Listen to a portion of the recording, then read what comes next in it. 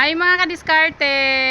So ngayon po, andito na naman tayo sa ating backyard piggery. So dahil po meron tayong subscriber na nagtanong kung magkano daw po ba ang nagastos ko dito sa aking kulungan.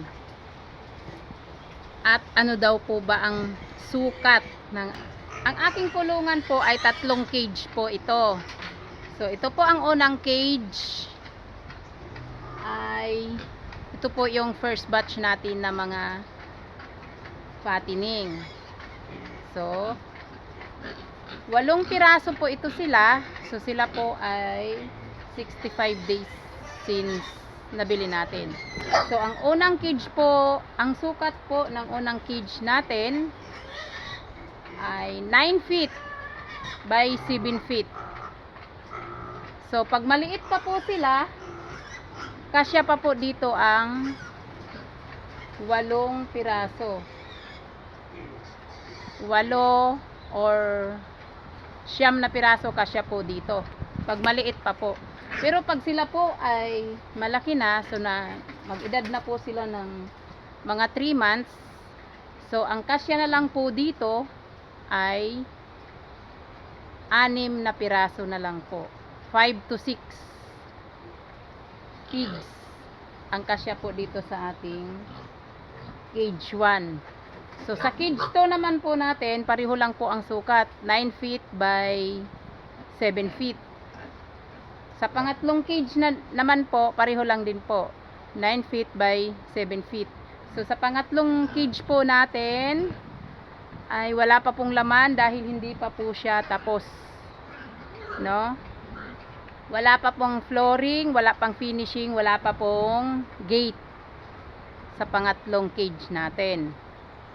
So magkano na po ba yung nagastos natin dito sa ating kulungan? So nasa 50k mahigit na po yung ginastos natin dito sa ating kulungan. Hindi pa po tapos yung pangatlong cage. So, yun po ang ating fattening. Katatapos lang po maligo. So, dito po tayo. So, ito po yung pathway. May pathway po ito. At puntahan po natin doon sa pangatlong cage. So, dito po yung ating pangalawang cage. So, sila po ay 25 days since birth. So, 5 piraso lang po ito. So, dito po tayo sa pangatlong cage. So, ito po yung pangatlong cage. So, wala pa pong pinto. Hinarangan ko lang po siya ng trapal para hindi makapasok yung mga manok. So, ito po yung pangatlong cage. Wala pang flooring. Pero mayroon na pong mga drinker yan. 2 po yung drinker dyan. At wala pa rin pong finishing. So, yon ang ating pangatlong kulungan. Pangatlong cage.